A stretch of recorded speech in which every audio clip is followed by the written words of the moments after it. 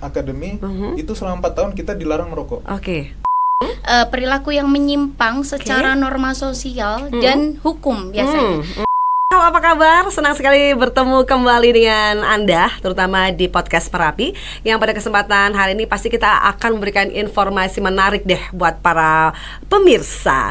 Dan pada kesempatan kali ini tentunya kita akan ngomongin soal pencegahan dan penanggulangan kenakalan remaja. Nah, narasumber-narasumber kita yang sudah hadir, boleh saya menyapa dulu. Beliau adalah Bapak Ignatius Andrian Setianto. Apa kabar hari ini? Halo. Puji Tuhan, alhamdulillah baik.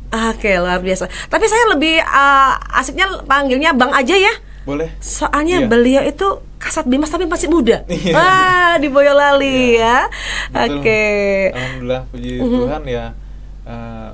Pimpinan mempercayakan saya selaku Kasat Binmas di Boyolali ini, dan kemungkinan ya Kasat Binmas termuda se-Indonesia. Oh, keren. Termuda se-Indonesia ini ya. Oke, Bang Andre sebutannya seperti itu. Kita akan lebih akrab dengan Bang Andre. Polisi nggak nakutin, tapi ramah kok sekarang ya. Oke. Betul. Dan tentunya di sini juga ada yang cantik, ada Kak Parahita Wati. Apa kabarnya? Alhamdulillah luar biasa sih Kak Yunita. Iya. Senang sekali beliau ini adalah psikolog. Ya, yang mana ketika melihat kenakalan-kenakalan remaja ini langsung ada rasa miris, rasa gimana gitu ya. Iya. Karena kenakalan zaman dulu sama sekarang kan beda toh. Beda banget. Nah, itu dia. Nah, ini nanti ada hubungannya ya dengan dari Kasat Bimas, kemudian dari psikolog, kita akan membicarakan masalah ini. Nah, sebenarnya kalau tadi kan ada pembeda kenakalan remaja zaman dulu sama zaman sekarang. Sebenarnya kenakalan remaja itu apa sih Kak Ita? Kalau untuk kenakalan remaja sendiri itu adalah bentuk dari penyimpangan perilaku sih Kak Yunita. Jadi perilaku yang menyimpang secara norma sosial dan hukum biasanya. Biasanya itu dari kenakalan itu atau perilaku itu akan menyebabkan kerugian untuk dirinya sendiri, bahkan untuk orang lain. Nah, biasanya juga ada yang dari ringan, sedang, dan sampai yang benar-benar khusus. Ada tingkatannya kenakalannya. Iya, betul. Gitu sih Kak Yunita. Oke, kalau kenakalan tadi kan ada tingkatannya tuh ya. Kan ringan, sedang, kemudian berat. Berat urusannya udah hukum. Bang Andre nanti. Hanya sosial tadi gitu ya. Makanya tadi penekanannya adalah melanggar norma sosial dan hukum gitu ya tentunya. Nah, bisa diberikan contohnya Kak Ita? Oke, jadi kalau yang ringan itu mungkin, nah ini perilaku merokok itu bisa masuk ke dalam kenakalan remaja. Karena kalau merokok itu kan memang konteksnya dewasa biasanya ya Kak Yunita. Cuman kalau ini sudah di SMP, karena SMP itu udah masuk masa remaja. Jadi biasanya tuh rentangnya remaja itu dari usia 12 tahun sampai 18 tahun. Nah, makanya setelah itu kan masuknya ke dewasa. Makanya kenapa masih disebut remaja adalah masa peralihan. Makanya kenapa sih kok sampai disebut kenakalan?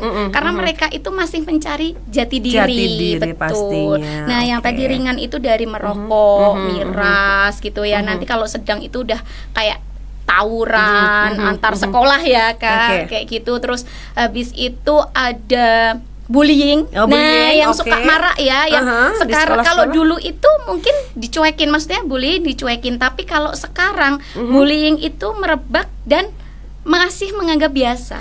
Tapi ternyata itu berdampak luar biasa bagi anak-anak. Iya. Kemudian yang masuk ke ranah hukum yang sudah mungkin narkoba gitu ya. Narkoba, bener-bener yang sudah apa namanya harus ditindak ya. Jadi kan itu udah bahaya banget sih. Iya. Artinya di sini ketika yang ringan itu masih merugikan dalam batas diri sendiri sih ya. Iya. Tapi kalau tawuran udah orang lain juga kan. Itu kan masuk ekstrim, berat kan, anarkis ya, Bang. Kalau misalnya udah kayak tawuran, kemudian narkoba, itu sudah masuk agak meresahkan masyarakat sih sebenarnya ya Bang. Iya, betul sekali Mbak. Jadi kalau anak sudah masuk kategori anarkis itu dimana artinya semua berlaku, semua umur berlaku, tidak memandang di bawah umur atau juga yang dewasa gitu. Jadi seperti anarkis yang apalagi sekarang ini kita lihat seperti melempar batu, apalagi paling parah sampai melempar bom molotov pada saat demonstrasi yang baru-baru ini kita lihat itu. Nah, itu artinya sudah parah ya tingkatnya gitu. Sudah ekstrim ini sebenarnya ya, ada berat. Berat ekstrim.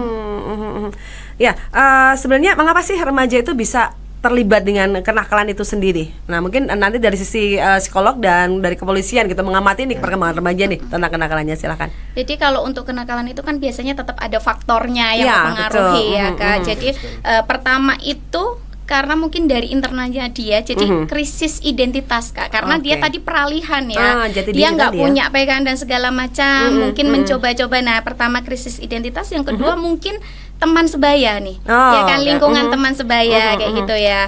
Kemudian keluarga juga sangat juga ya. berpengaruh gitu ya. Mungkin lingkungan itu bisa lingkungan sekolah, masyarakat, dan yang kelima itu biasanya sosial ekonomi. Ada kesenjangan gitu ya Kak. Seandainya mungkin narkoba gitu kan orang-orang yang punya uang kan otomatis gitu. Nah, ketika bullying juga ada kesenjangan sosialnya tadi juga ya. Mungkin kan dibully karena dia sosial ekonominya yang rendah seperti itu. Jadi ada 5 gitu sih Kak. Iya. Kalau Bang Andre mungkin mau menambah juga tentang kenakalan Mbak, remaja. tadi udah disampaikan sama Mbak Kak Hita. Nah, kan betul tadi ada faktor internal dan faktor eksternal gitu. Dan tadi udah dijabarkan mungkin ada keluarga dan kesenjangan ekonomi dan lain-lain. Kalau dari kita kepolisian memperhatikan salah satu yang mempengaruhi selain keluarga pada basicnya, paling pondasi awal yang mempengaruhi psikologis anak-anak remaja tersebut, yang dapat mempengaruhi menjadi kenakalan remaja. Kita lihat waktu paling banyak mereka ini diluangkan untuk ke siapa? Berada di mana gitu berada ya Bang? Berada di mana? Jadi misalnya pagi hari di sekolah. Kemudian selanjutnya mungkin ada kegiatan eskul atau di lingkungan mereka aktifnya di mana. Kemudian malam dengan keluarga. Nah, hal yang tidak kita lihat, mungkin kita sepelekan, itu media sosial, gadget terutama. Iya, media sosial, game sekarang. Games? Iya, itu sangat berpengaruh. Mungkin banyak penelitian bilang, kalau kita bermain game bisa meningkatkan mungkin kecerdasan otak dan strategi problem solving gitu kan. Tetapi kita lihat dulu bagaimana anak-anak remaja tersebut mengambil sudut pandang dari game tersebut gitu. Ya, jadi sangat paling penting kita ini keluarga, sekolah menumbuhkan kesadaran gitu, kesadaran dari si anak tersebut begitu. Jadi self awareness itu yang paling penting. Karena mungkin ada juga dilihat dari psikologi masa, kenakalan remaja itu tadi disampaikan ada faktor eksternal, artinya lingkungan itu sangat berpengaruh gitu kan. Jadi kita tiba-tiba ngikut-ngikut aja apa perkembangannya, apa teman-teman yang lakuin gitu ya, FOMO seperti itu kan gitu. Jadi yang harus kita kesadarannya, wah kalau saya berbuat ini dampaknya apa ya? Jadi seperti hal paling terkecil, merokok gitu kan, ataupun keluyuran malam hari karena masih SMP atau SMA, ya kan? Dampaknya apa ya ke kita ya nanti, gitu. Nanti kedepannya seperti apa ya, gitu. Jadi apabila kalau kita sudah berhasil menumbuhkan kesadaran dari anak-anak remaja tersebut, ya insya Allah pasti meningkatkan kontrol diri dengan adanya kesadaran self awareness tersebut, gitu. Jadi bisa memilah-milah mana yang bisa dilakukan, mana yang tidak boleh, mana yang melanggar, mana yang bisa mendapatkan apresiasi atau pujian, seperti itu. Ya, jadi kebayang tadi ya, di mana kita berada dalam waktu yang lama itu ya Kak ya. Ternyata ini juga berpengaruh. Artinya butuh sekali komunikasi. Betul. Iya. Kunci itu. Kunci ya. Iya, karena komunikasi itu kan kunci dari semua dalam kehidupan kita kan. Ketika kita dengan orang tua, kalau nggak ada komunikasi juga hilang kan. Di sekolah, di tempat kerja, atau mungkin ya berteman aja lah. Itu kan juga butuh komunikasi gitu ya. Kayak maksudnya ada masa tadi ya, kayak tawuran itu kan butuh komunikasi tuh. Kalau udah miss di situ kan hancur kan. Makanya komunikasi itu utama sekali gitu sih. Ya seperti komunikasi, interaksi lah. Ya kan, di sekolah kita berinteraksi dengan guru, dengan kelompok siswa-siswanya sama siapa berinteraksinya gitu kan. Jadi bukan artinya semua negatif, enggak. Oke. Gitu. Semua negatif enggak gitu. Jadi seperti kita main game. Kalau kita berkolaborasi, berinteraksi sama sesama pemain di situ dengan kompak gitu kan. Nanti ke sebelah kiri, nanti sebelah ada kanan. komando gitu ya. Iya, ada komandonya gitu kan. Betul. Nah, artinya kan bagus dalam hal positif. Nanti pada saat di lapangan mungkin dalam secara leadership ada nilai plus karena sudah bisa berlatih. mengatur istilahnya. Iya kan. Tapi kalau di dalamnya terus tiba-tiba ada belajar kata-kata yang negatif, itu yang sering muncul dan yang kedengaran ya Bang ya. Nah akhirnya itu nanti diterapkan di rumah gitu pada saat padahal orang tuanya sopan ya kan, orang tuanya mengajarkan etika yang baik, tetapi karena waktu interaksi dengan gadget lebih lama, jadi itu yang bisa lebih mempengaruhi gitu, karena dari anak-anak remaja tersebut langsung berpraktek ya kan, langsung mempraktekkan. Makanya paling bagus kan kalau kita hanya membaca, hanya cepet lupa gitu kan. Betul. Kalau kita praktek langsung pasti kita ingat dan kita mengerti gitu. Betul, kan. mengerti juga, gitu. Iya. Oke, jadi ini kita semakin paham saja bahwa memang di mana lingkungan kita ini ya, membentuk kayaknya gitu kan, jadi habit. Jadi bisa jadi habit ya? Iya, karena kalau di psikologi kan ada teori belajar ya. Jadi anak-anak itu apa yang dia lakukan itu berdasarkan pola dan itu dipelajari. Contohnya kayak tadi Bang Andre bilang ya, apa yang sering didengar itu akhirnya kan dilakukan. Terekam gitu. Kalau seandainya membaca mudah lupa karena itu tidak menyenangkan dan tidak dilakukan terus-menerus gitu ya Bang. Apalagi hanya perintah orang tua, mandi gitu ya. Itu kan males banget tuh anak gitu ya. Ngapain sih gitu kan biasanya. Tapi ketika seandainya untuk mendidik suatu moral atau norma, mengajarkan itu ya sebagai orang tua dulu atau orang yang memang menjadi figur itu yang harus melakukan dulu gitu ya. Jadi agar anak melihat oh ibuku, oh ayahku, tapi tergantung tadi anaknya lebih banyak di mana itu kan. Iya kan. Kalau yang dilihat teman-temannya, oh aku nggak merokok, terus aku datang di teman-teman yang rumahnya merokok. Awalnya cuman ngeliat, lama-lama ditawarin. Enggak gitu pertama, lama-lama kan gitu ya. Apa enak budayanya terutama Jawa ya, pekewuh gitu. Nyoba, akhirnya dari mencoba itu akhirnya tertanam. Jadi pola kebiasaan itu gitu sih Kak. Jadi ngeri banget. Kalau zaman sekarang emang agak susah nih kalau orang tua nggak mau ngasih tahu anak-anak gitu ya, karena mereka waktunya kan udah banyak di luar gitu. Apalagi orang tua juga kerja gitu. Betul sekali. Oke. Nah ini kalau misalnya kita tahu tadi yang ekstrem tadi ada narkoba, terus seks bebas, yang kayak gitu kan. Ini apa dampak negatif menurut Mbak Hita juga, Abang Andri, monggo silahkan. Dampak negatif bagi si anak maupun secara umum dengan masyarakat gitu. Ya, kalau dari kita menganalisisnya dampaknya itu dampak jangka waktu pendek dan jangka panjangnya ya. Jangka pendeknya itu pasti apabila melakukan kenakalan remaja, baik ringan ataupun berat, paling pertama pasti akan terjadinya konflik. Baik di keluarga maupun di sekolah ataupun di tempat di mana dia berinteraksi gitu. Seperti merokok, misalnya orang tuanya udah bagus nih, hidup sehat gitu kan, karena dia lingkungannya lebih banyak dengan kelompok-kelompok anak-anak yang merokok, jadi terpengaruh. Pada saat pulang ke rumah pasti akan terjadi konflik di rumah, gitu kan. Nah akhirnya konflik di rumah bisa mungkin jadi bad mood gitu kan, besoknya nggak mau sekolah ataupun membolos gitu kan, bisa jadi lebih parah lagi gitu. Akhirnya konfliknya itu mulai dari keluarga dulu sampai ke sekolah gitu. Kebawa kan. Terbawa jadinya. Dan kalau tidak diberikan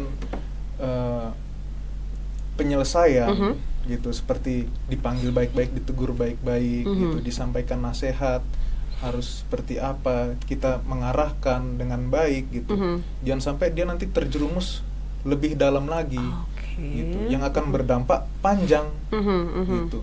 Kalau sudah melakukan suatu tindak pidana, nanti apabila sudah diamankan, pertama karena mungkin masih di bawah umur, masih bisa ada restoratif, masih di pengadilan masih ada diversi gitu. Jadi bisa penyelesaiannya secara kekeluargaan gitu. Tetapi kalau sudah 3-4 kali dan di label sebagai residivis dan ada catatannya sudah terlalu banyak, nah itu tidak ada lagi jalan restoratif ataupun diversi itu gitu. Jadi harus ditangani secara hukum karena artinya udah akut nih gitu kan. Nah, artinya harus lebih harus lebih tegas lagi dalam menyelesaikan atau mengobatinya lah gitu kenakalan remaja tersebut gitu. Jadi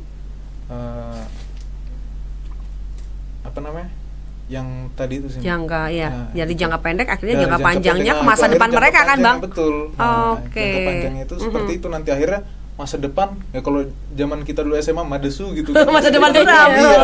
Gitu nanti masa depan suram jadinya gitu, jangka panjangnya. Makanya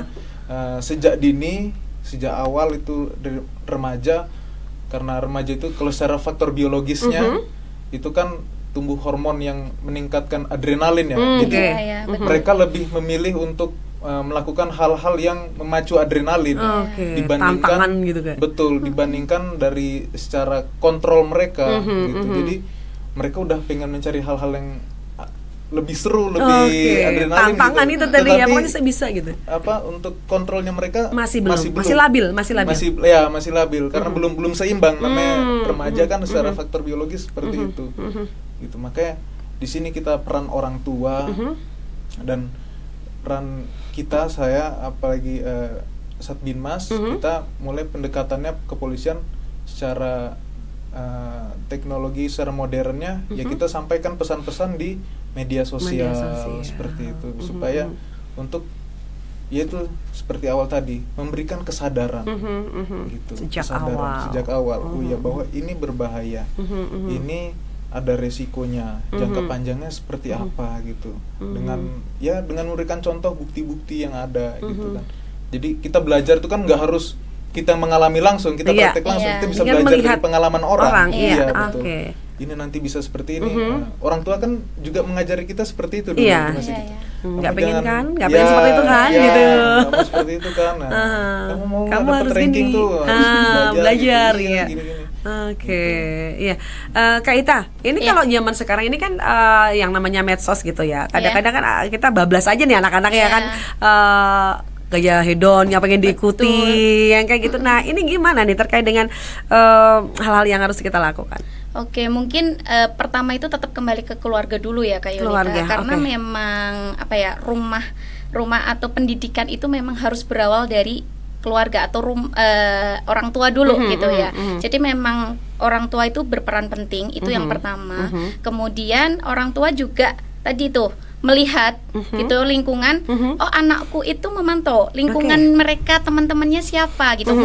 Mungkin bukan yang langsung cut nggak boleh gitu ya, karena kan susah gitu kan? Ketika orang tua nggak boleh, anak mami nih nggak boleh keluar. Ada yang langsung bilang kayak gitu, dasar anak mami. Iya betul. Jadi kan akhirnya sembunyi-sembunyi. Jadi memang kita sebagai orang tua yang memiliki anak remaja itu tuh harus yang memposisikan bahwa dirinya itu teman, agar anak terbuka. Kembali lagi ke komunikasi.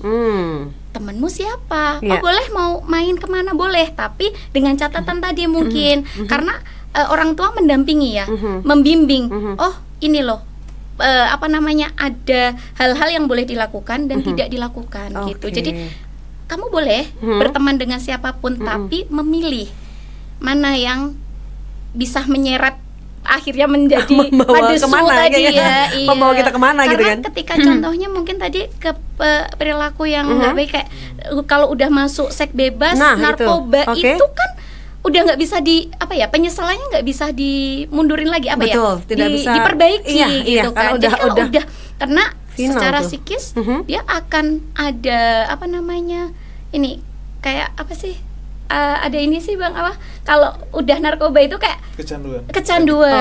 Itu kan psikis ya. Jadi kan dia akan berulang dan mesti naik tingkat. Nggak mungkin dong di situ aja. Apalagi tadi kalau udah terpicu adrenalinnya tuh, kan dia akan selalu mencari kepuasan. Betul. Karena adrenalin sama dengan ada kepuasan itu tadi.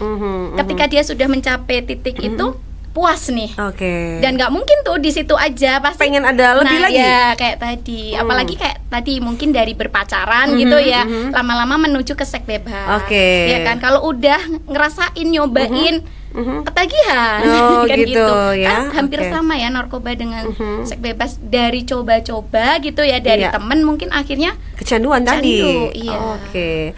Ya, nah kalau gimana kalau Bang? Dari kita mungkin jangan sifatnya kalau anak remaja semakin kita larang semakin pengen mencoba. Oh gitu ya. Iya kan? Kenapa nih dilarang sama Kak Ita misalnya kayak gitu kan? Semakin dilarang semakin pengen mencoba karena itu penasaran semakin tuh. Penasaran itu pada saat dilakukan diam-diam itu akan meningkatkan adrenalin mereka. Itu dia. Nah, akhirnya mereka lagi lebih pengen lagi mau lebih lagi dan lebih. gitu ya. Kayak saya nih. Saya cerita pengalaman saya. Waktu taruna 4 tahun. Itu selama 4 tahun itu ada aturan kita tidak boleh merokok. Nah, ini dia, ini Bang gitu. tantangan ya. Tidak boleh merokok. Gitu. Jadi kalau merokok tuh diam-diam kita. Tetap aja curi-curi gitu ya. Iya, curi-curi. Gitu. Pengalaman saya kan lulus SMA. Iya, masih masanya remaja yang mau. Ya, udah lulus SMA, masuk akademi. Itu selama 4 tahun kita dilarang merokok. Oke. Pelanggaran sekecil itu, sesederhana itu mungkin ya, dilihat orang. Tapi itu menurut kita, wah, kalau bisa ngerokok tuh asik gitu. Bisa ngerokok nih di situ sembunyi-sembunyi kan, diam-diam gitu. Nah, lulus taruna jadi polisi, saya justru karena bebas, saya berhenti merokok. Iya, karena udah hilang adrenalinnya gitu. Karena merokok sekarang biasa aja jadinya, ya kan nggak ada adrenalinnya lagi gitu. Nah, karena udah biasa jadinya. Iya gitu. Karena juga mungkin salah satu proses masuki pendewasaan tahap awal mungkin ya, mungkin udah mulai berubah gitu kan. Nah, jadi kalau saran saya alih-alih melarang, alih-alih melarang, kita membatasi gitu, membatasi media sosial, membatasi waktu dengan gadget, misalnya bermain gitu, membatasi hal-hal yang dikonsumsi, konten-konten yang dikonsumsi gitu. Jadi dibatasin, dipilah-pilih, kemudian ditambah dengan aktivitas kegiatan yang lain, hobi misalnya kayak gitu. Iya, olahraga. Apalagi remaja biasanya energinya full, masih full nih ya, betul. Alihkan ke olahraga, ke hobi mereka apa nanti gitu. Entah mungkin main padel sekarang sekarang gitu ya. Kan. Nah, gitu. Tapi itu terlalu mewah ya. Iya. Nah, olahraga lari aja gitu kan. Nah, olahraga yang sederhana kita jadi bagus nih kan. Apalagi pelari-pelari culture. Nah, itu menurut saya itu keren, influence gitu. yang keren dan itu menyehatkan juga. Menyehatkan gitu. Makanya kan kalau dilihat itu sekarang anak-anak sekarang tuh pindah mulai dari kehidupan dunia malam, mereka sadar, mereka ada self awareness, sadar bahwa nggak ada gunanya, gitu, minum alkohol sampai mabuk gitu, nggak ada manfaatnya. Waste time, dia udah ngerasa gitu lah. Udah ngerasa.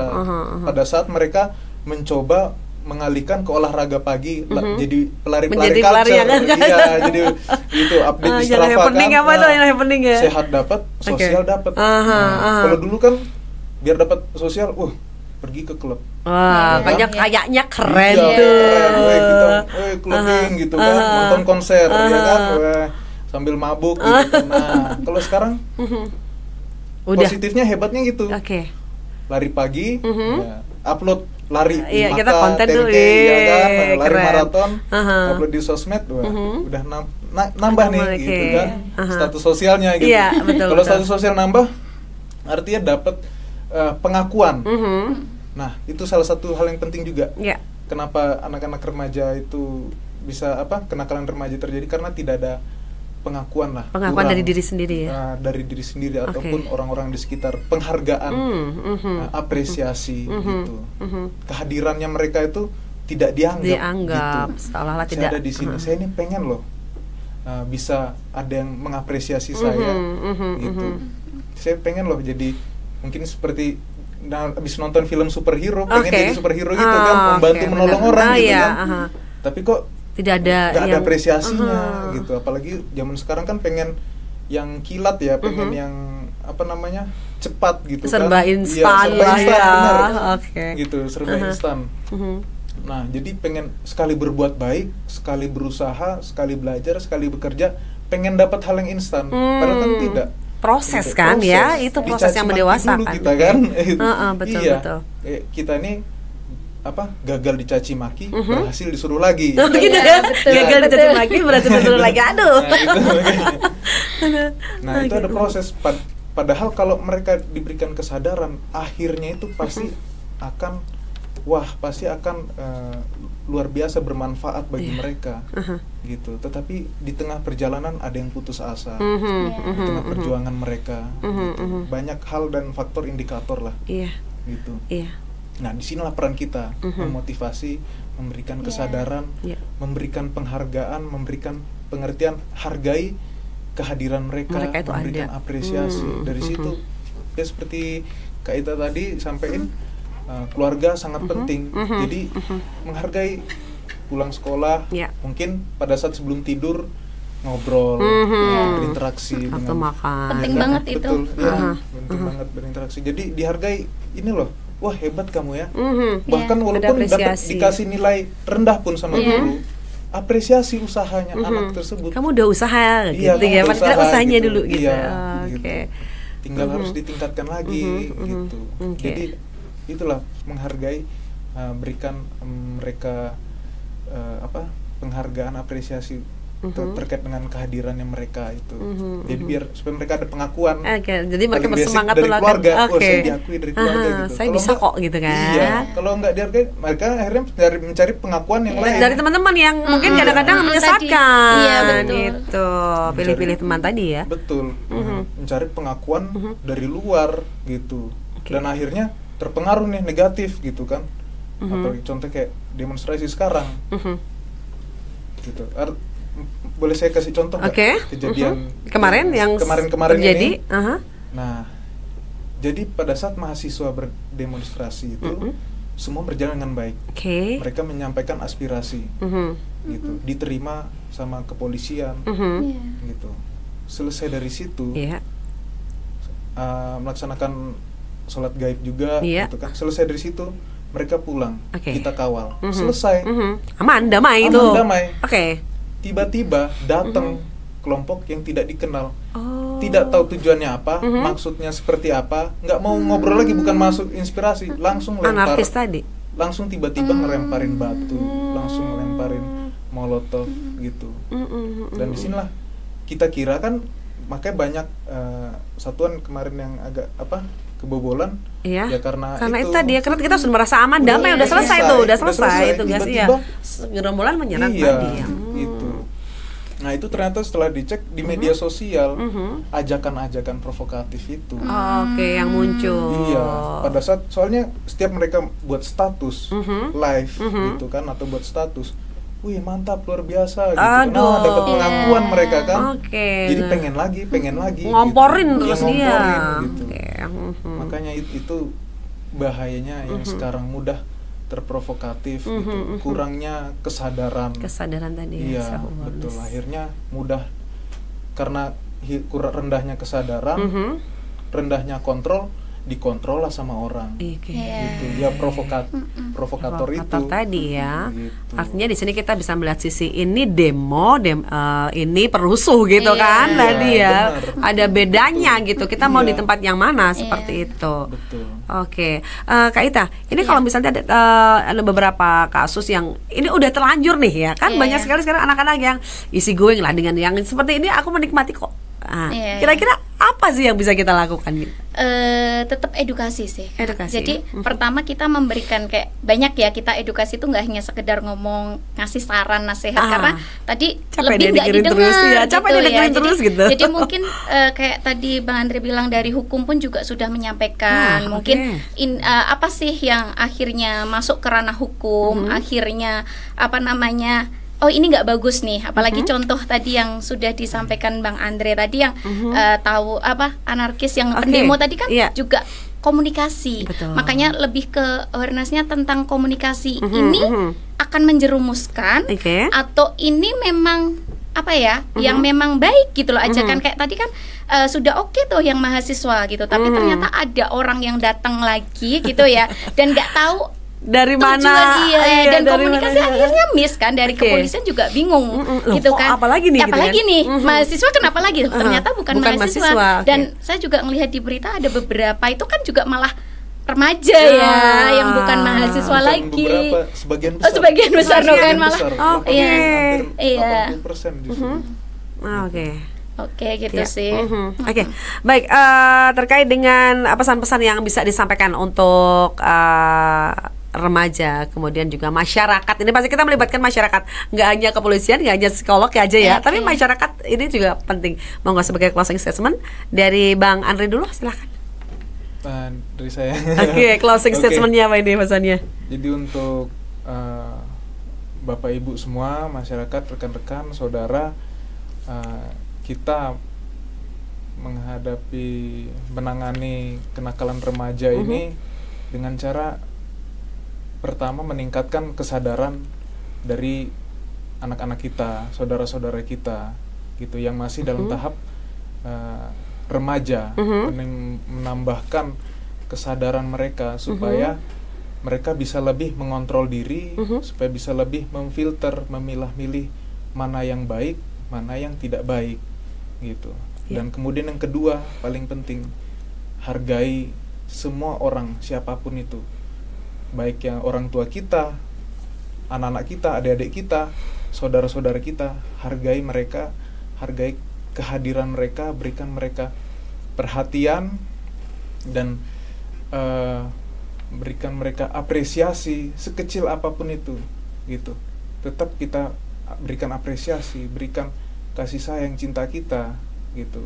Dan jadi kita menghargai suatu usaha kecil mereka, gitu.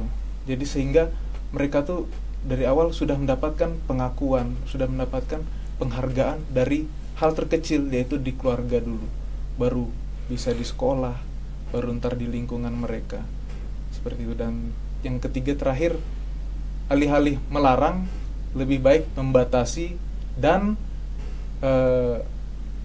alihkan ke kegiatan yang lebih positif, seperti jadi pelari culture. Oke, keren.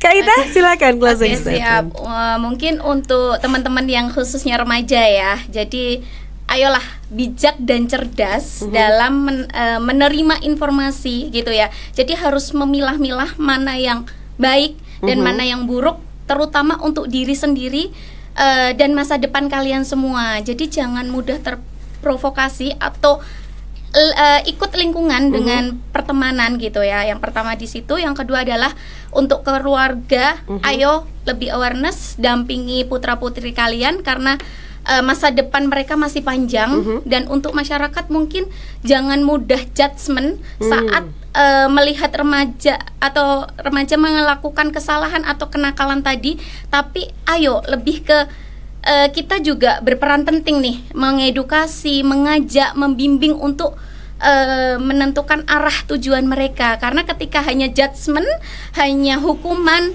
itu nggak begitu banyak manfaatnya. Gitu sih Kak Yunita. Oke, terima kasih, keren sekali. Dan tentunya kita kembali diingatkan bahwa kenakalan remaja ini memang harus diatasi secara serius, kerjasama dari remaja itu sendiri, keluarga dan lingkungan sekitar ya. Dari sini kita akan menciptakan masa depan yang sangat luar biasa untuk remaja itu sendiri, apalagi menuju Indonesia Emas 2045 ya. Itu aduh PR buat kita semuanya ya. Tapi kita yakin bisa ya, karena kita bergandeng tangan gitu ya. Oke, buat pemirsa jangan lupa yang punya pengalaman, punya pandangan tentang kenakalan remaja, boleh nanti komentar di kolom komentar ya di podcast Merapi. Baik, terima kasih Bang Andre kehadirannya kesempatan kali ini. Kak Ita, thank you ya. Semoga sukses semuanya dalam pelayanannya masing-masing di bidangnya. Oke, terima kasih untuk kebersamaannya bersama Merapi Podcast dan sampai jumpa.